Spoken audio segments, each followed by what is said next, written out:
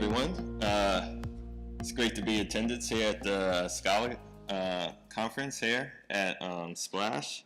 And yeah, just to introduce myself a little bit, I'm a tech lead manager at Facebook working on Hack. And I've been at Facebook now for roughly a bit over 6 years. And I've been working on Hack itself for 3 years.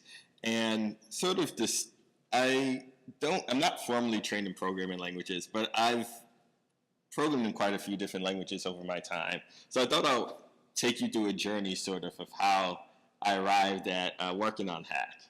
And, oh, of course, this doesn't have it. So I started, my first Hello World program was written in C++ in about 2002. That was my freshman year in high school. I did very basic stuff, not any real C++ programming, but it taught me the basics of loops and other things like that. And I really started learning more of the theory of computer science programming in Java. This is where I learned about different data structures, about runtime analysis, and soon I also learned my first dynamic language, which was JavaScript, which I thought was going to be a lot like Java, but it's misnamed, I found, pretty soon. And then I attended MIT for my undergraduate, and that's when I really got introduced into some far out stuff, and I learned Scheme. And this is my first introduction to functional programming. And what was really, it was very different from every other language I had, which was somewhat object-oriented, and it really changed my mind in terms of how you go about writing your code, in that this language didn't have a lot of the basic constructs I was used to, but yet you're able to still program. So this kind of sparked me to learn many more different languages. And so that summer I interned at Microsoft, so I picked up C# a little bit, and then they taught Python in one of our intro classes.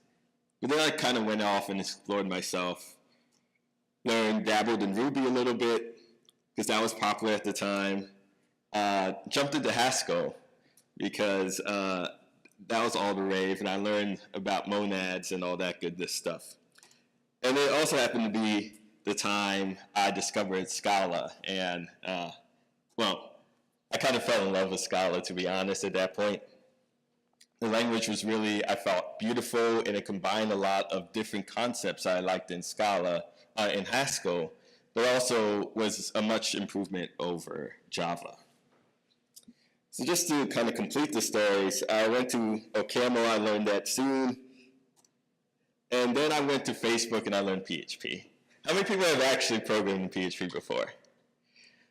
For those who didn't raise your hands, you're blessed. PHP itself, let's just say that it is a tool, but it's not quite the tool you want in a lot of circumstances. But so I was really happy when I found out, and a couple of years later, that we were developing this language I work on now, Hack.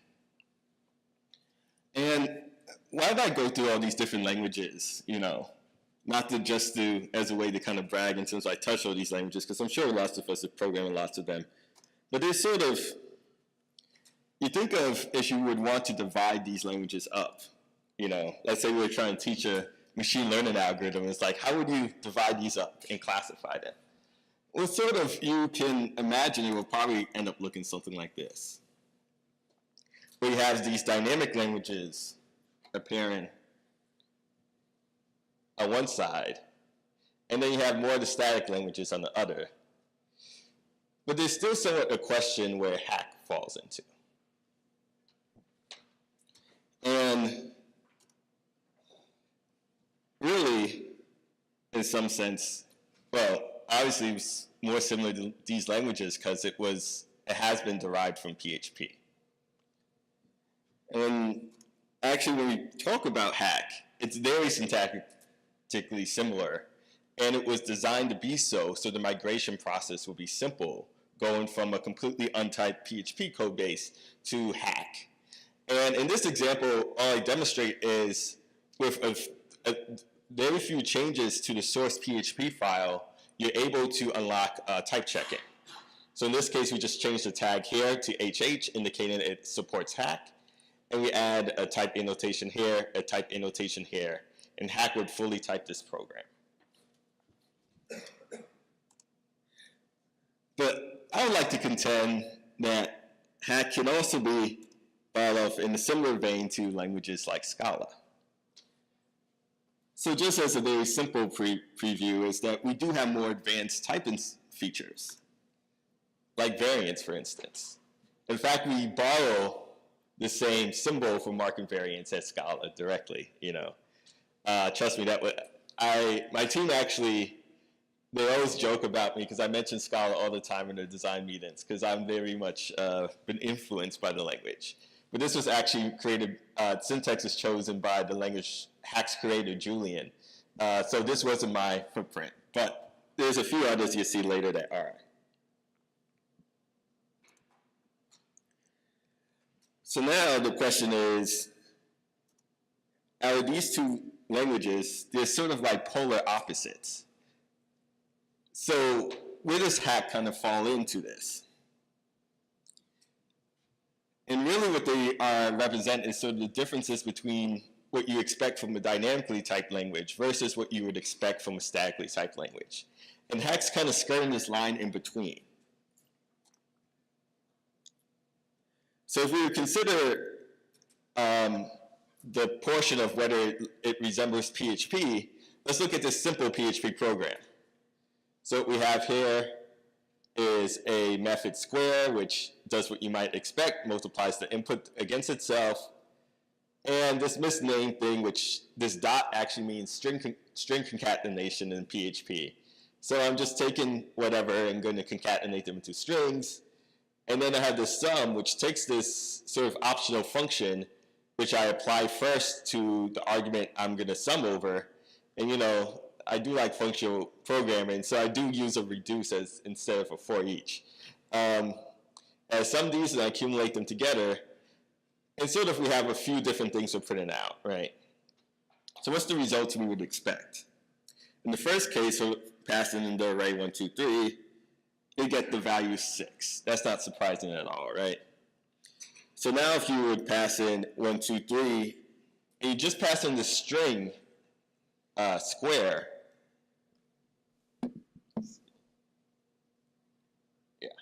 pass in the string square, PHP actually will interpret this when you use it as a function. When you call it, we actually look up dynamically if there is a function named string, named square in it, and we'll invoke this function square. But then what happens with double? Double deals with strings instead. This is clearly going to return a string. But this ends up returning 66. The way you could think about this is it takes in, let's say, the input 1 in this function. It turns it into a string, concatenates it, so it's the string 11. But then it sees you want to add it to something, so it turns it back into an integer. And then so you're basically summing together 1, 1, 2, 11, 22, and 33. So you end up with 66. But what about if you call a method which doesn't exist? Well, PHP isn't that crazy. We're actually error in this case that it can't find a, you might be surprised there. But actually, there are ways you can recover from this error and do arbitrary things as well inside PHP. So now let's compare this to the same program in Hack. And there are kind of a few changes that we have made. So like I mentioned, we have added some type annotations here, saying this takes in ints and returns integers. Here we have a double, which takes in mix, which is basically like the any or top type we have in Hack, and it's going to return a string. And we also added some additional types here, so saying we parameterize our array that's expecting an array of integers, and that our function type, this little question mark in the front, means that it is nullable. So we defaulted to null, but if you do pass in an argument, it has to be a function that goes from integers to integers. And another nice thing is, in PHP, you have to explicitly capture variables you take in your closure with this use. We automatically do this in Hack with our short lambda syntax. And you also notice that we actually even though fun is a nullable type here, we do flow-sensitive typing, so that in this branch here, we know that we've already checked to see if fun is null, so we allow you to invoke this function. If you forgot to do this, you would get an error from hack. So now this looks great. Other thing is, we also get errors when you look at the file, and we'll warn you for the two kind of buggy behaviors in PHP before. So one is that we know now that this, by wrapping it in this little call fun, that we actually know that the string is meant to represent a function. So we'll look up statically what this function maps to. So we'll know in this first case that square, the string square, really refers to this function, and it has this type int to int. And double has this type mix to string. So we'll emit an error here, and we'll see that this double function is not defined, and emit an error here as well. This sounds pretty, so if you ask me, that sounds, even though we're using sort of the PHP syntax or standard library in a lot of ways, we are able to find errors and even type sort of standard PHP idioms. So I'll argue, let's say hack leans more towards a statically typed language. All right, so all I described is sort of how we would type check this program. But what happens when you actually try to run it? So let's see. So, you'll get 6 like you expect, no surprise there. You get 14 like you expect, no surprise there. But you might be surprised that the code will actually run. And you still get 66 in this case. And it will also allow you to run and compile and get an error when you execute it. So why is this? The way to think about it is that hack itself so we have two projects really. We have hack, which is kind of the language, and we have HHVM, which is the runtime. So HHVM via its evolution began as a runtime for PHP. So it's a JIT-based compiler, and it's actually quite advanced in terms of its optimizations that it's able to do. And so because they kind of evolve separately, when we look at the repository for files, it processes that hack and HHVM both process them separately. And in fact, that there is no, you might think they might communicate at some point in terms of the information hack has, but there actually is no communication between them. So when I say they don't talk at all, I really mean that hack has its own separate parser. Hack does its type checking as a separate process. And HHVM doesn't look at any of that. It will also parse the same files, but then it will go and emit bytecode based off of it, ignoring anything that hack has to say. So this program this means that hack could report that this is an error, like I showed in the previous file, but it won't actually stop it from executing. So you can still run the file from HHVM. And this really introduces separation of concerns. And this might seem kind of fishy in terms of why would I allow programs to run which are known to have errors. But this actually is quite useful in terms of the development process we find, because basically they're doing two fundamentally different things.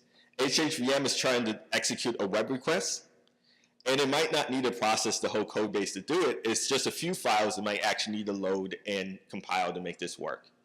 While hack instead is trying to watch over the whole repository at once. And so it might take longer to get a result of saying your code base, your repository is free of errors, and the developer in that sense is blocked, just waiting for it to process.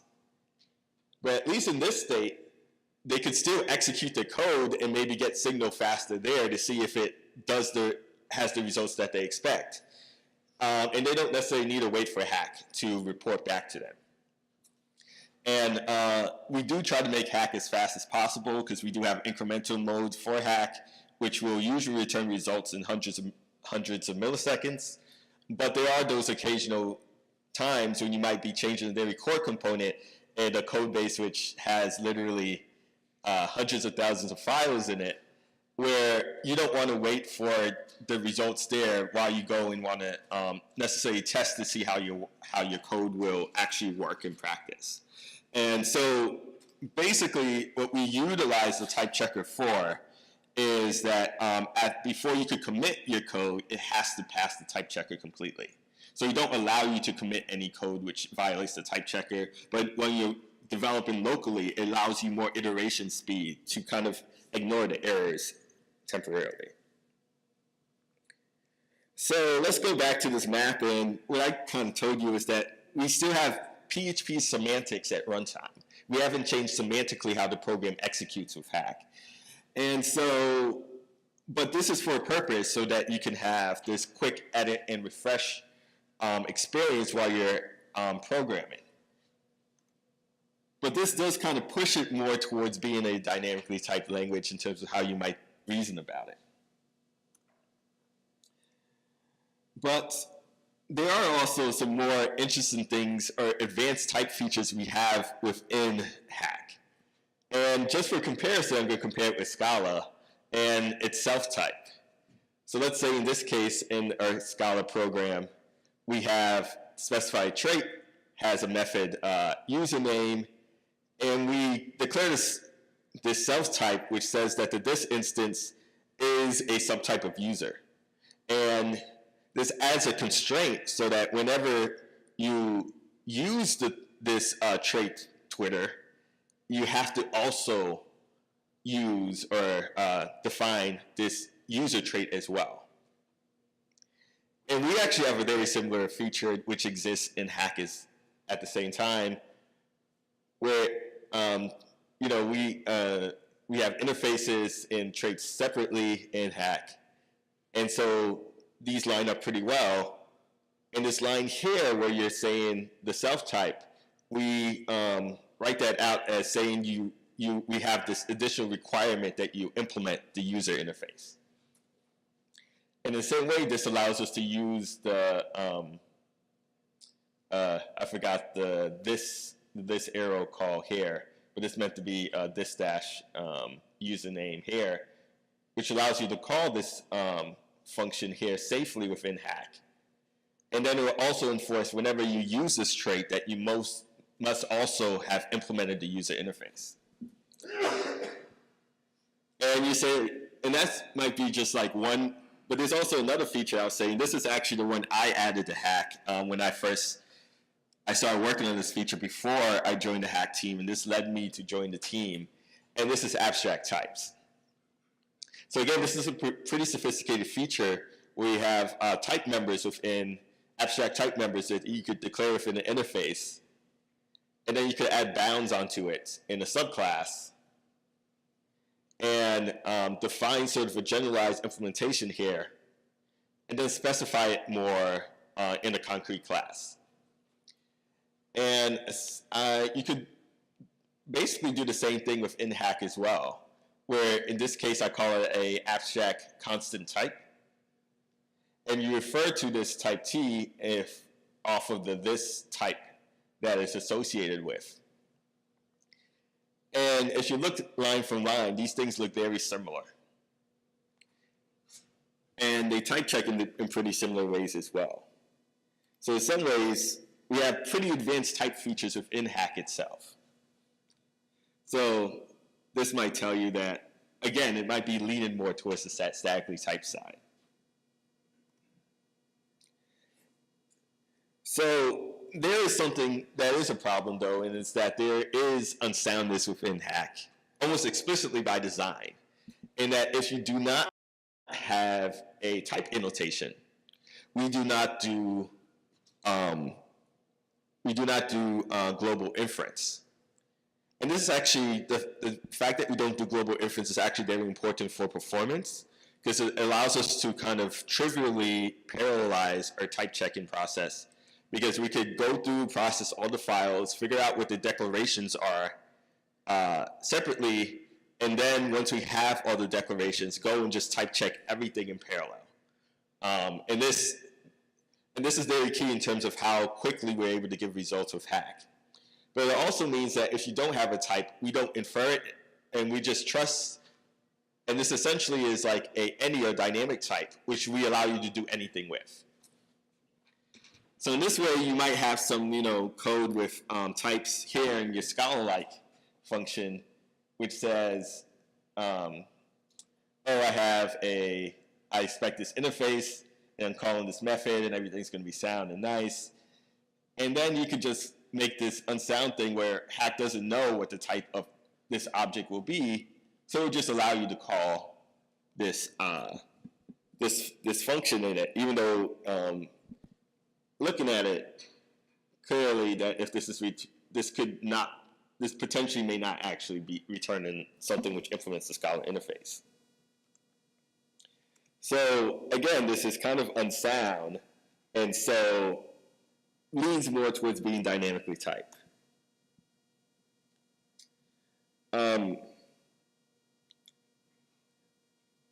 So one more thing I should say though. So even though this is sort of unsound in terms of letting it run, what we do within hack, or really this is carried over from PHP, is that the fact that you have this annotation here is that this gets enforced at runtime. So here we're going to do a check that whatever object we do end up getting passed actually implements the interface Scala. So in some ways, we might get a runtime error, but it won't be because it will be kind of short-circuited right when we try to invoke the function. All right. So now, being unsound seems like a pretty sort of bad thing, especially speaking in front of a community like Scala, who values type safety a lot.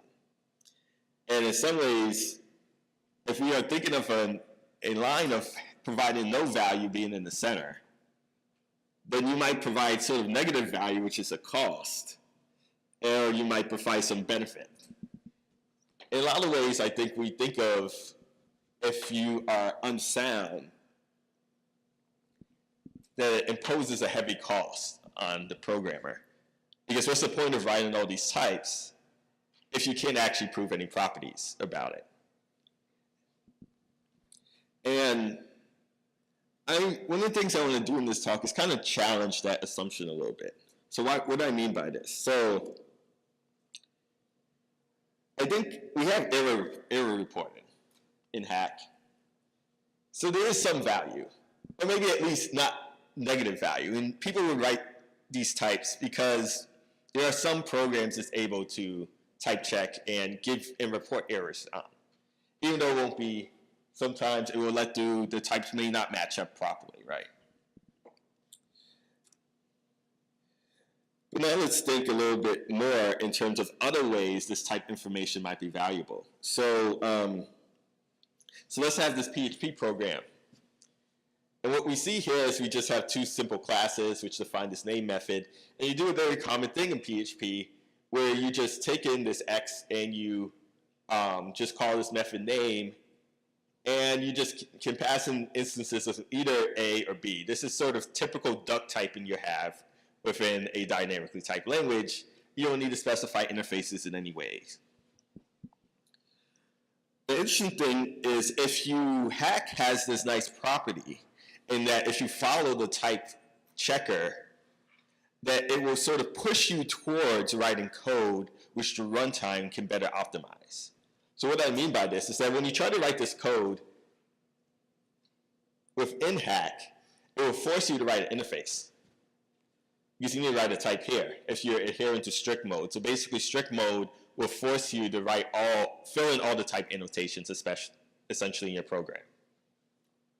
So now when you do write this, right, now instead of having to dynamically look up all the time at runtime where this name, whether this instance has a name field or not, we know that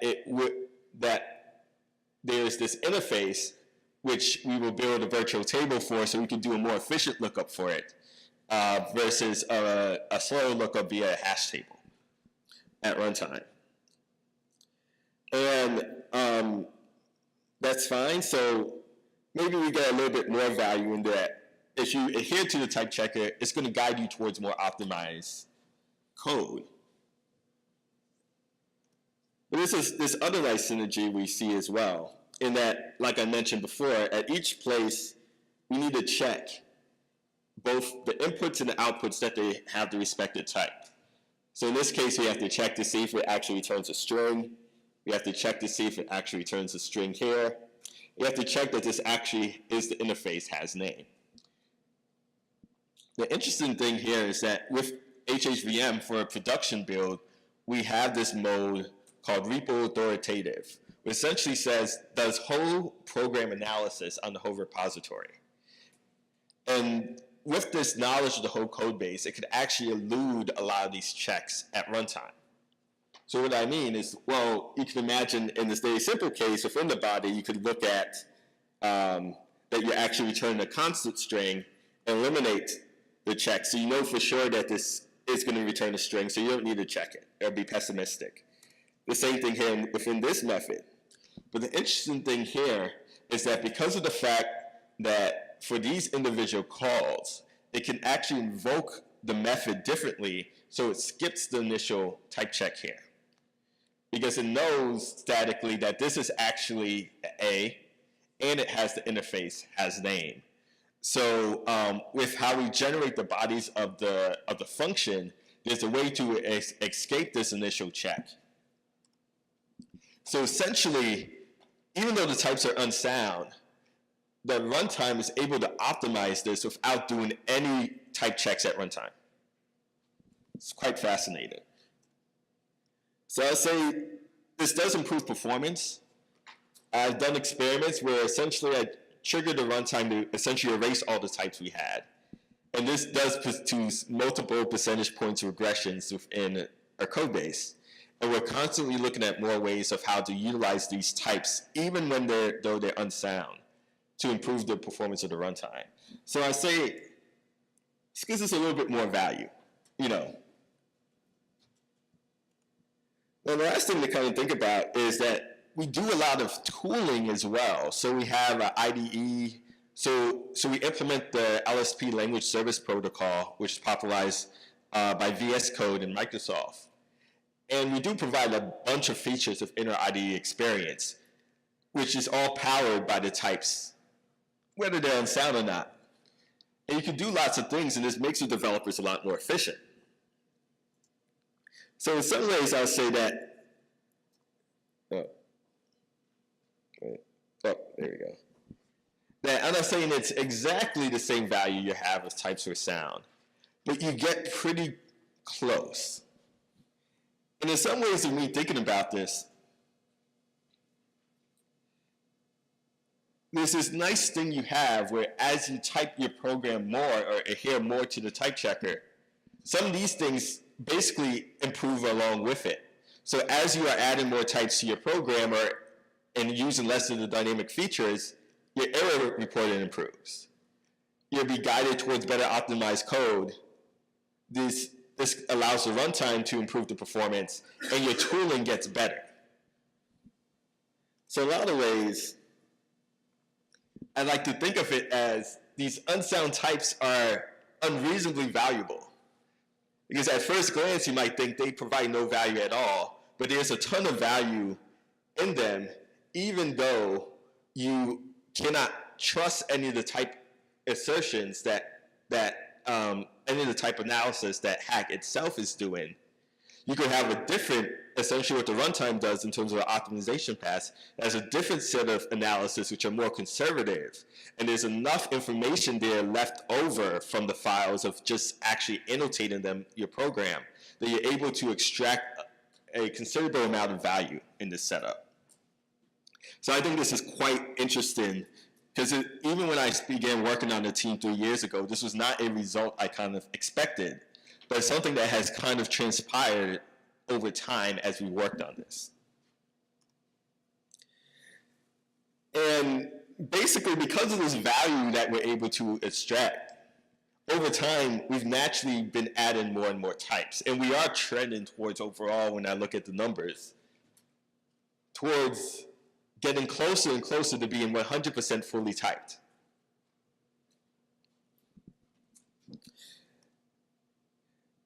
The thing is, though, and just to share some numbers, so these are numbers actually based off of when I did the presentation at F8 in April. So these numbers are actually higher now. But just so you have something to compare against, something at that time, 80% of her expressions had fully typed. There's some full type, which didn't have any of these dynamic weird types within them, within her code base. About 83% of her files had enabled strict mode of some form, which forces you to write all the types as possible. And 99%, basically all our files enable hack. So we are essentially not writing PHP anymore within Facebook. But there's this one concept I want to introduce where it's like, most of this I put in a very rosy picture of hack. But there's something I want to introduce, this concept called the uncanny valley. So what is this? Well, this term actually derives from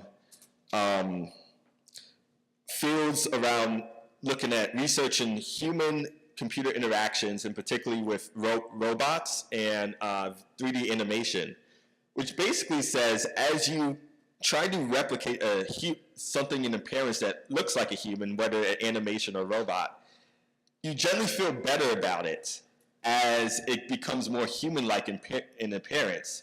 But when it gets really close to looking like a human but it's not quite right, it kind of freaks you out.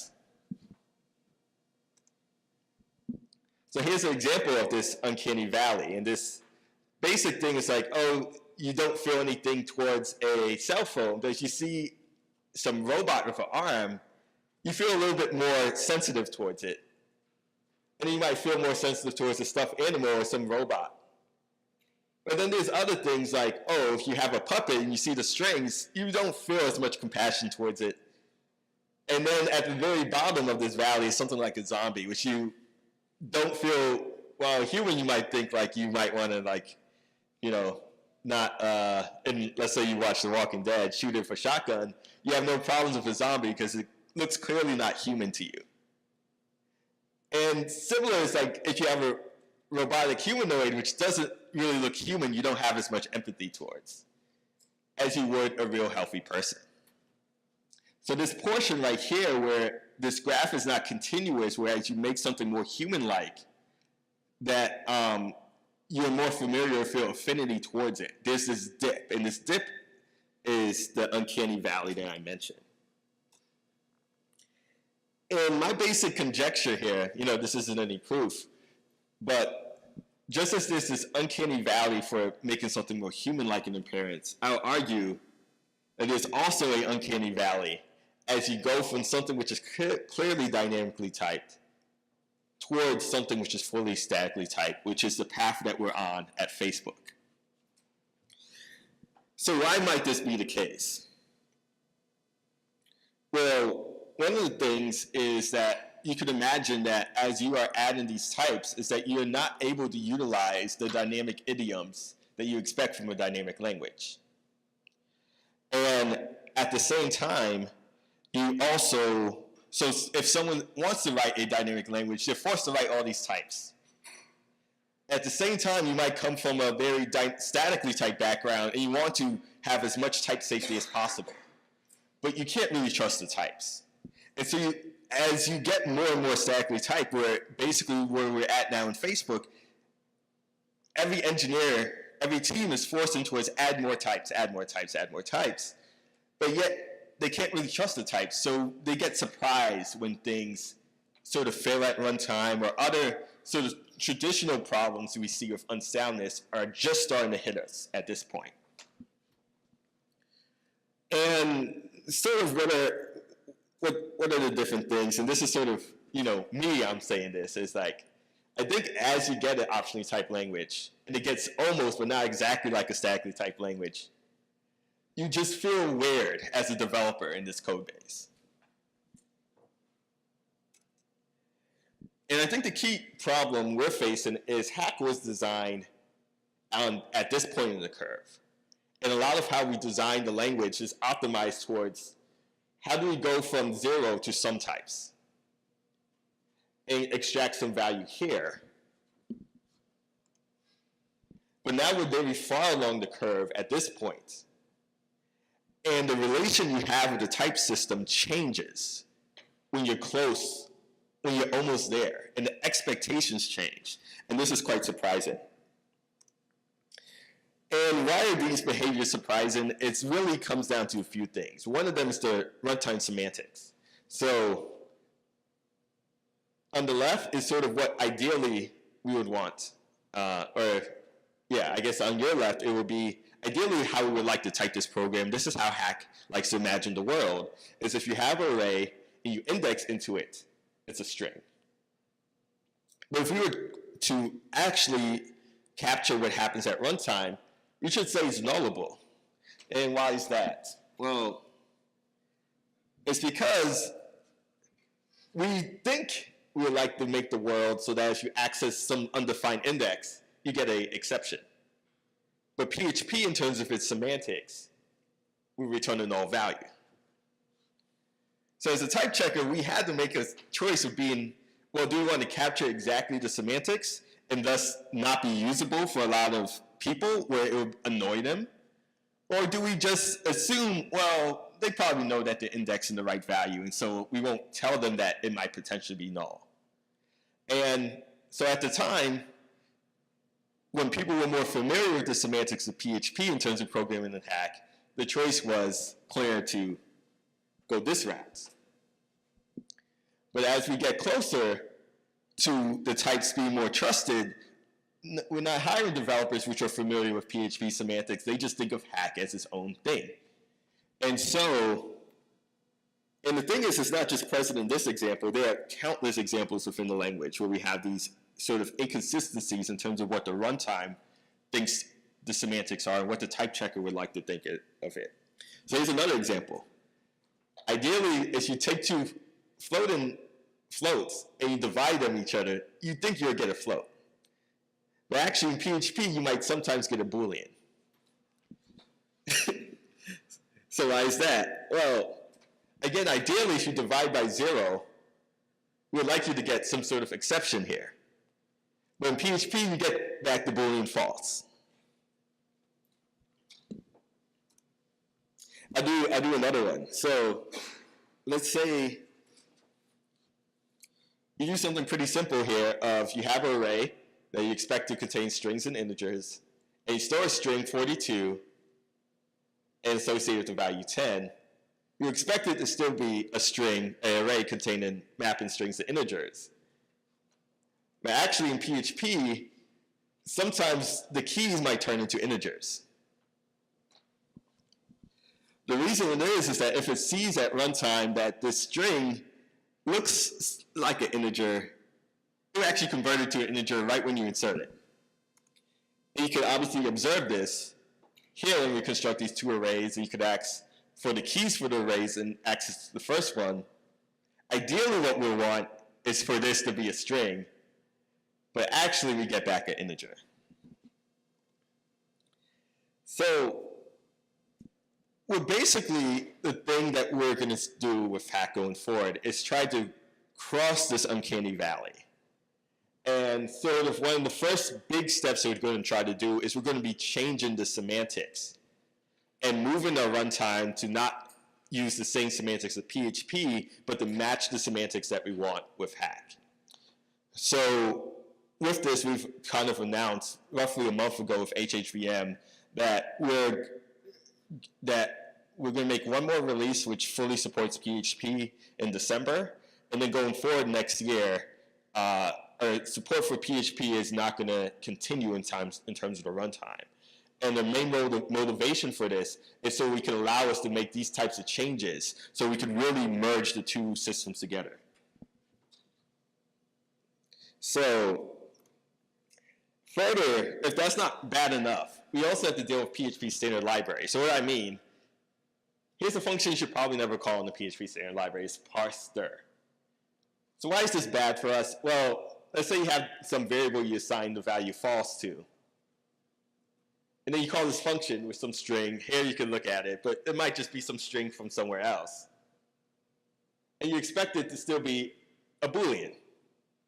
But in actuality, it now has the value because PHP. And why? It's because PHP standard library is built this way. And it actually takes in, parses the string, sees it maps to X, sees it's supposed to be assigned to this, and will assign it in your local scope, the variable X to this value because PHP. So not all the PHP standard library is this bad, but it does have a lot of bad semantics, which makes it difficult, if not impossible, for us to type. So we're going to replace the whole standard library and implement our own standard library built off of Hack's primitives. Okay, so another thing is sort of what does this jumble of code mean? Well, it looks like you're testing to see if something is an array, and you're checking to see how many elements are in it, that it's exactly 2, and then you see in the first element if it's an instance of foo, and then the second element you're checking to see if it's null, or you're checking to see it's an int. Well, what this is really testing is a construct in the language called a tuple. And what we want to do is we make it really hard, actually impossible, to really type this. So we're going to introduce syntax so we could write these type tests in a more idiomatic way. And the reason we didn't do this before was, again, we were trying to adhere to being closer to PHP and be as syntactically similar as possible. And going forward, we're not going to make this a restriction for us. So if you want to write types, we're not going to work against you, but we're going to make the language work with you. So in this case, the same information can be conveyed. And the other thing is this is a jumble of mess. We actually don't even know what X is afterwards in Hack, because we don't try to bother figure out what all this information needs and write analysis for it. But this has a very clean representation which the type checker could now actually understand and potentially have something which the runtime could also understand. So these checks, which basically if someone would do imposes costs, this at least has the opportunity for us to improve the types, but also potentially leverage it for runtime usage as well. And the thing is, there's multiple examples where today in Hack, you have to work against it's weird to fully use types within the language. So another thing is if you want to just assert something as a type, right? Say X has the type foo, is you have to use this weird construct, which is unfamiliar to most people, of you wrap it in this invariant check, and you check this Boolean value. So one is well, maybe we could just say you could actually write that this syntax is borrowed from Kotlin, but say declaring that it is actually treated as if it is a foo. Another thing is you can't, even with the previous statement, even deal with the null case of saying well, let me test it's a foo, and if not, let's just assign it null. You have to write this whole if statement or use a conditional expression. But it's we could add better syntax for this as well. So in general, we want to improve the support for types within Hack going forward. So the last thing is, ideally within Hack's type checker, we like to think that we're sound if we make all these changes and we sort of forget about dynamic types. And if you just write all your code in strict mode, then your programs will be sound. But that's not actually the case here in terms of what we do. So to get some background here, this const vector is, since we marked in this declaration, we mark it as covariant, this T argument. And we're just doing something pretty simple where we're going to iterate over it and print it out, right? And we might have this function here which expects us to pass in a string.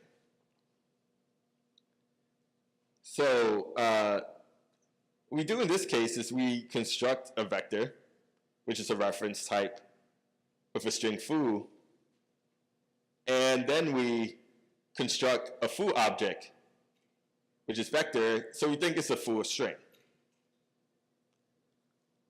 But then we allow you to append, switch what the first element is with an integer, And Hack's type system will say, well, now we know that vec contains strings or integers.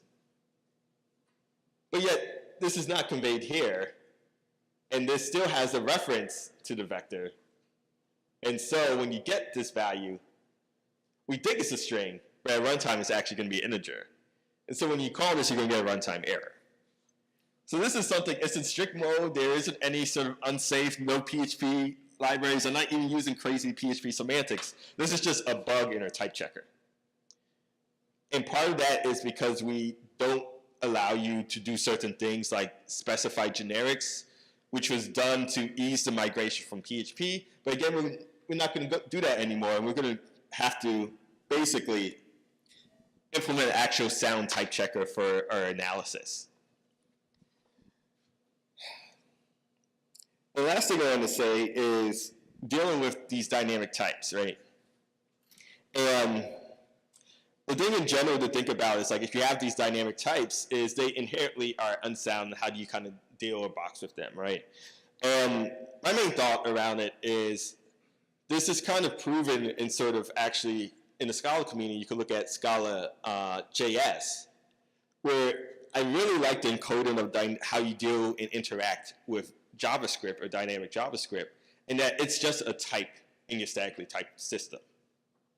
And that's what I would like to encode within a type system as well, that these dynamic behaviors are just that. They are a type dynamic, which we capture and track within our now sound type checker. And then that does come into play is that we do erase our generics, similar to Scala, similar to Java. And there's like, well, when you, aren't there ways, how are you going to deal with when you're trying to type check or things like a container contain integers? Are you going to loop through the whole thing? Which today we don't do with an HHVM, and likely would be a performance regression if we would try it. The thing is, I actually like to look at, Java here, and that this problem exists in the JVM already. So what I mean is that, well, you could go and you could construct an array list containing integers. You can add an integer to it, and then because of raw types, you just assign this to array list, and then reassign it to array list a string, and you call this get method on it, and that's clearly not correct semantics at runtime what's going to occur. But Java still is able to maintain some form of soundness in terms of it, because it will actually not crash or sig fault, it will insert runtime checks. So essentially it knows that it can't trust generics.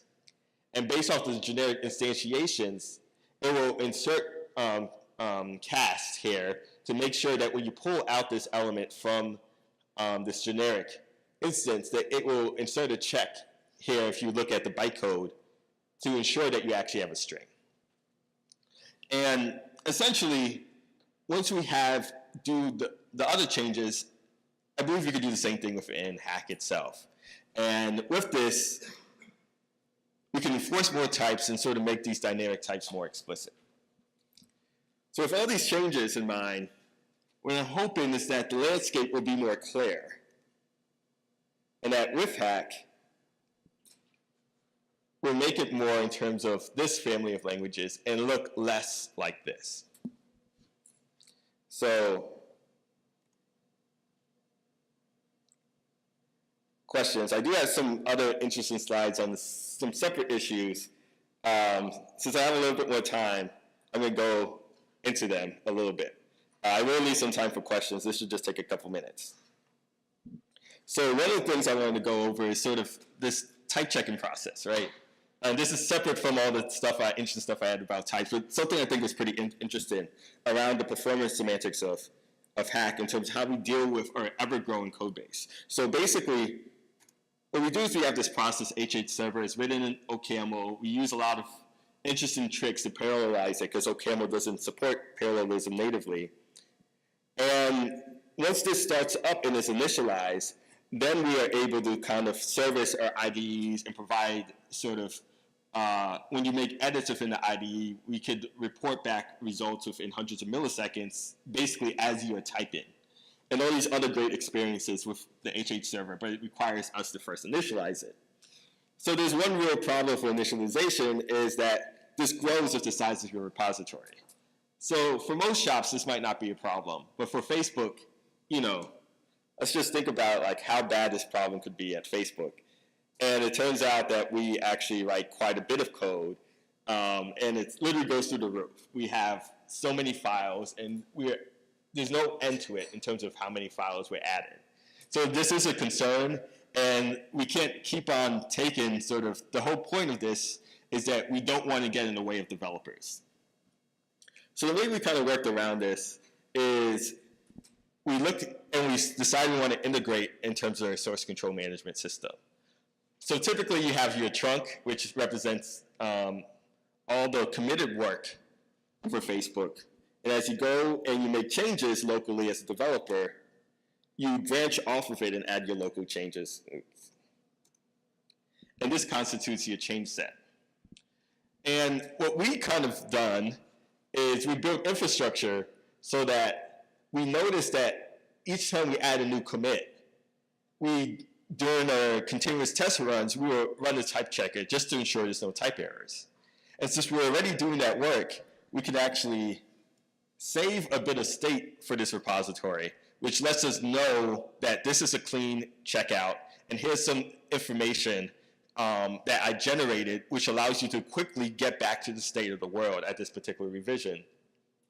So instead, all we need to do is, using this additional state, we only need to type check what you've actually changed locally and any dependencies it might have. So in practice, this takes us from being a type checking process, which grows as the size of the repository, to only the size of our change sets. And a lot of this is due to some of the trade-offs I mentioned before around particularly like not doing global inference at all. So that was kind of the last slide for sure, but I do want to open up for questions now if people have it.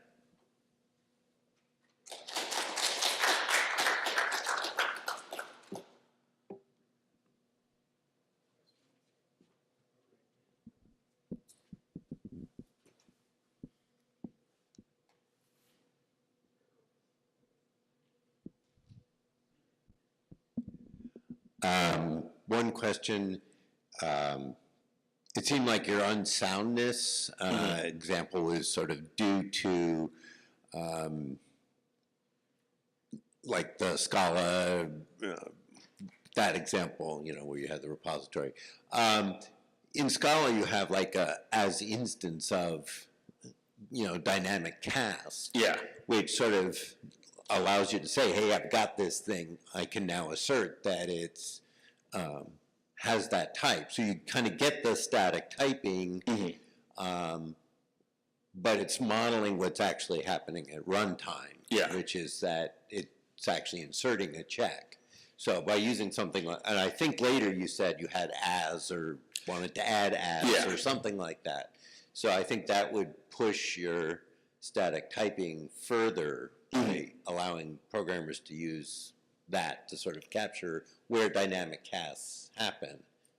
And another place would be like the array where you're returning question mark string. They could just say as instance of string, and that would allow them to just treat it as a string without having to worry about the check that's being inserted dynamically. Yeah, so I think there's a few things here. So one is for the array case, it's sort of ergonomics, because every single time you index into array, we would need to add that, which at that point, for a developer, that seems like noise and something the language should handle. So that's why we're making that change. The second thing is the problem in terms of like warning is basically the fact that we don't really, when we don't know information, we kind of just like let you do anything. So once we do sort of track these dynamic types now, that's the plan, exactly like you say, is when you're in the dynamic world, we'll let you do anything, but as soon as you take one of these dynamic types and try to pass it to something else, we're going to force you to add a constraint, a assertion there, or a check there. It's basically a as instance of in Scala. So yeah, that's a good point.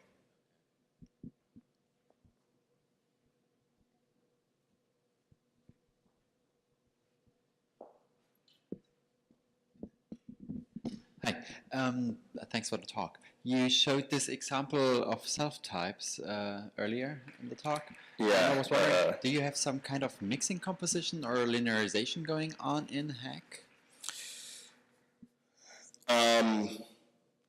We don't have it defined, but there is essentially what the runtime does and what the type check and enforce is. It's not one of the things we don't have of Hack is the proper specification of the language because PHP itself is not specified. So that'll probably be one of the artifacts we have as part of this work as well. So I noticed this. I think it was something like using the trait.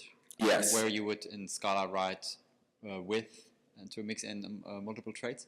Can you write multiple instances of this using to mix in multiple traits? Yes. So I think this is the example. Oh, it's use. You're talking about, yeah. So you use the trait, and essentially you could use any number of traits. One of the differences between like traits in Scala versus traits, these are really inherited from PHP that we kind of borrowed and added additional type into, is that traits aren't actually types. So Twitter isn't actually a type. You have to define the interface if you want a type associated with a trait. That's something I'm thinking of changing going forward, but like you are allowed to have use multiple traits because it's basically a way of sharing code. Okay, cool. Thank you. Yeah.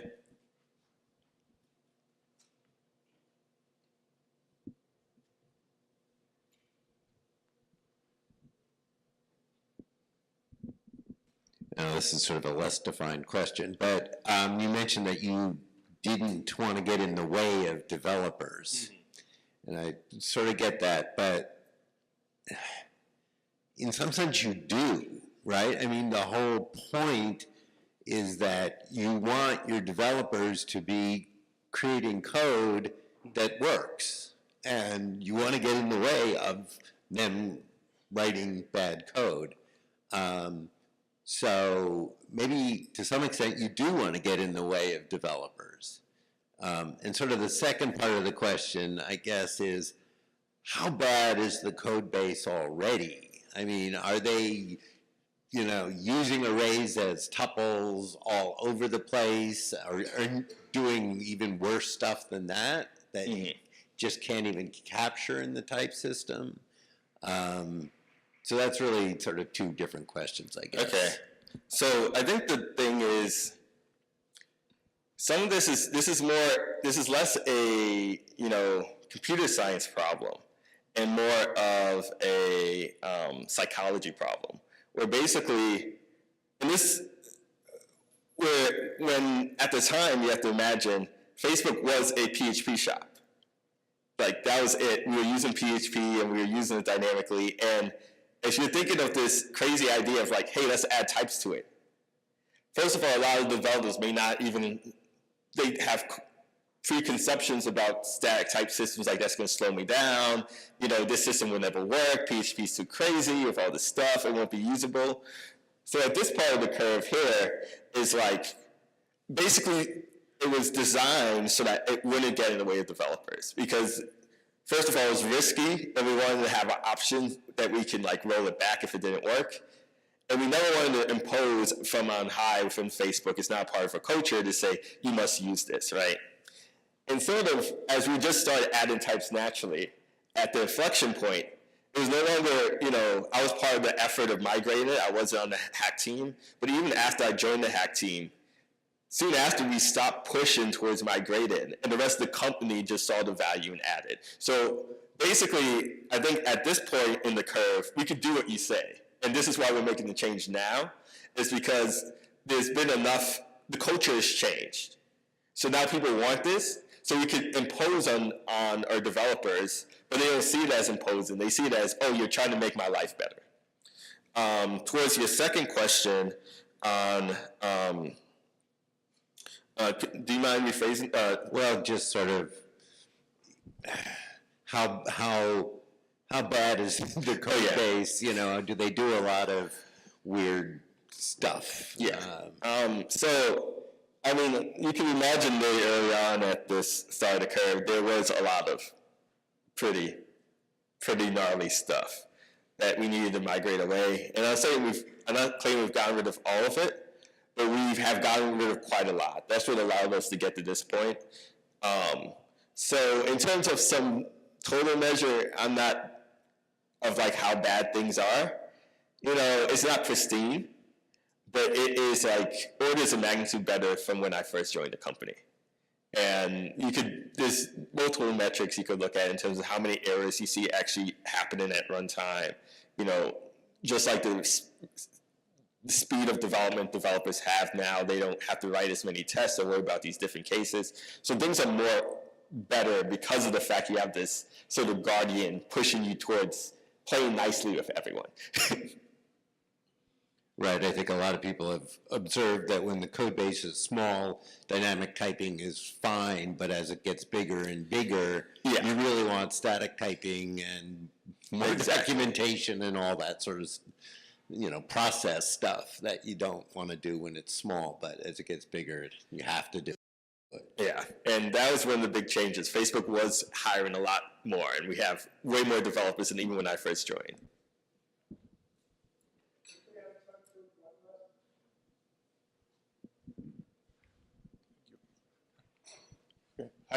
Hi, thanks for the talk. I really liked it. I just had one technical question. So you said at one point that you have these methods which are kind of legacy PHP code where you don't have the return times annotated. Mm-hmm. And then basically if you call this such a method, you get back a value and you don't know its type statically, right? Yeah. And so how do you do a subsequent method dispatch?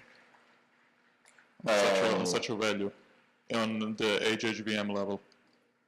Okay, so I'm trying to find the example you talked about. So this example, right? Right. Yeah, so basically what it is literally the bytecode. So part of the reason we had our own VM instead of utilizing like the JVM or something else is we had to customize the bytecode for PHP to get performance. So our bytecode actually has strings in it. So it says, in this case of right here, it says this sound is actually a string in the bytecode.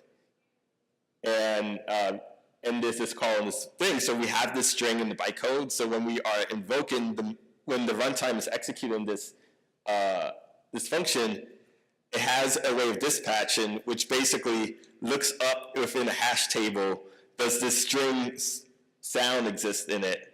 And then from that gets to where the actual metadata about the method is, so we can invoke it.